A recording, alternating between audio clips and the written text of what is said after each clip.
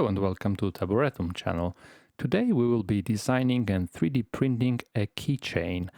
My wife asked me to prepare some of these for her friend as a birthday present.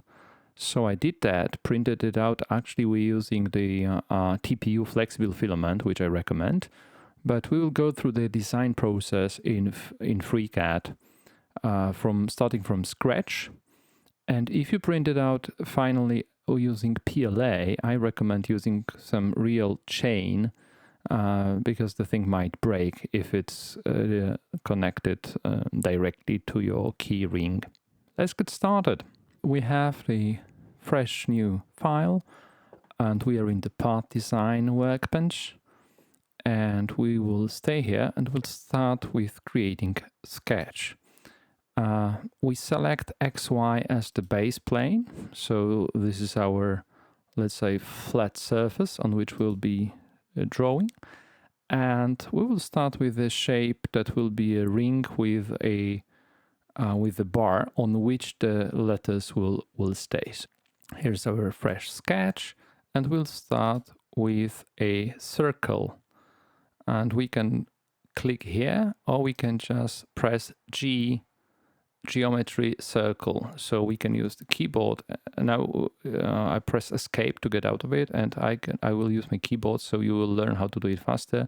So I press G and C and I have geometry circle. So I start with the small circle. The next thing will be arc, so GA, geometry arc, the same center and just an arc. Now GL for geometry line, and we will draw a line here, maybe slightly longer one, and a second one, and you can see that automatically these lines are becoming horizontal, and yet another line connected here and here, this one this time vertical. So we can check if things are moving nicely. Yeah, now we can say that these 2 points are symmetrical against this axis. So I select them, and as a last thing the reference point, and I press S for symmetry. Due to unknown reason it doesn't work. And these two, these and these and these, S for symmetry. Yeah, you got it. We got it now. And one more thing, we would like the width of these be the same as the width of this round thing. So what we can do, we can switch to the construction geometry, and now these items became bluish and they will not be used, they are only construction lines. So we put it here, and now we want to say that this line is actually perpendicular to this circle. So we press N, and now we have the angle here that is 90 degrees. And as you can see, if we move, it keeps moving. So now we can say that these and these are equal. And that's actually the result we wanted, right? So however we move it, now these widths are the same. Now we will constrain the inner circle to be 5 millimeters. So we press D for dimension, and we just click the circle, and we can decide where the thing will sit, and we will make it 5 mils. So it will be small. So we will say that this click should be 3 mils. Okay. Now the only freedom is length of this bar, and we'll make it like 80 millimeters for now, and we'll see. And that's our basic shape.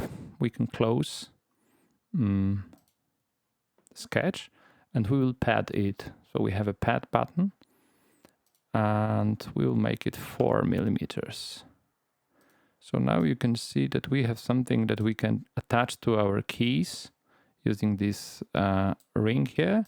And now we want to put a text on top. And the problem with the text is that we cannot do it in the part design. So we need to switch to draft workbench And here somewhere is the sexy button called Shape from Text. So we select Shape from Text. This Shape from Text needs a manual font file, TTF file. So we'll see if we have fonts somewhere here. We do Orbitron and we'll take the Orbitron bold. So we have a font. Whoops, didn't want to move it. We reset, so it will be in 0, 0 basically. And our text will be home, because these are gonna be home keys. And okay, and here is our home. And as you can see, the thing is probably a bit too small. So we can play with the size. We can say 12. Yeah, maybe even more, maybe not. I don't know. Let's keep it like that. And now what we want to do, and that's our draft text, right? So now what we want to do, we want to get back to the part design, and we have now object that is our bar and the shape string. This shape string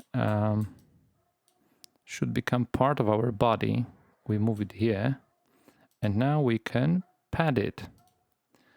The thing is that if you construct something in a part design, everything needs to be connected. So if you would make this bar too short and the E will be not connected to the whole thing, then FreeCAD will protest. So now what we do, we make it the same height, so 4 mils.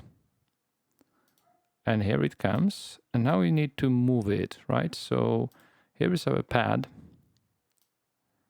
And somewhere here is attachment of it.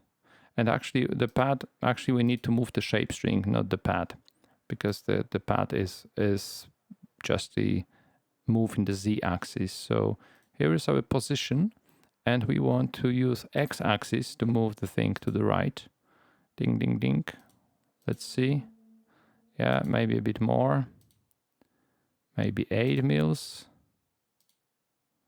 Yeah. And now we need to decide how deep we need to bury the thing in this bar, right? Because if we can probably move it a bit up. So let's move it 1 millimeter in the y-axis. Yeah, I think it looks cool. And the last thing we want to do now is we actually can shorten our sketch, right? We can probably make the pad visible, this thing visible, so we will know where we are.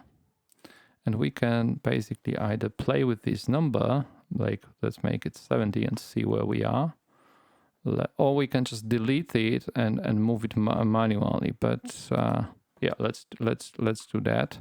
So now we can move the thing, and I think it will be nice to have it here. And now we press D, and there's a magic button showing the section. So now they will be inside, and we'll be able to click it again, right? So here is the thing, and we can make it 60. So it will be some round number.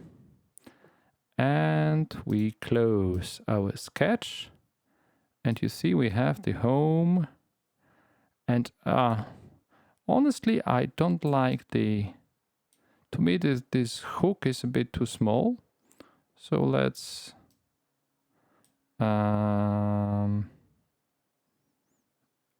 if you compare the width of the letter, maybe we should make it, I'm just thinking aloud now. Yeah, let's make it that this is similar to the letters. So the letters are thinner. Let's go to the sketch and let's make this thing actually 2 mils. And let's maybe make the hole a bit bigger. Let's make it 7 mils. Close, how it looks like. And now it barely touches, but still touches the thing. Yeah, let's try it like this. Let's not, because we can move it down, but as long as it is a solid thing connected, then it should print nicely. And now the thing is that if you print it out, it might break. So that's why using a flexible filament is a good idea. Now I'm not sure if this ending here is nice, but we shall see. Time to print. Actually, I have slightly modified the thing. So I used a slightly bolder font and make the whole thing a bit thicker, so it is more solid and less prone to breaking. And I prefer to have this face nice and smooth, so I will basically place it on the other side. And that's basically it. Let's print it with PLA. It should take no time. It says it will take 12 minutes here, right? We can actually stop showing these keys. We send it to the printer and let's see how it prints, and then in the second run we can actually print it with TPU. You will see the difference. Upload and print. Okay, so here we have the prototype out of PLA. It looks okay, but it's PLA, so it can break with the right force or permanently deform. And here you have the flexible version out of TPU, which is flexible, comes back to the previous original shape. It's soft in touch, and even if you stuck somewhere in a backpack or a keyhole, it will not break. As you have seen, neither designing or printing with TPU is not that tough, so go ahead and try it yourself. Thanks for watching and happy printing. See you soon. Bye bye.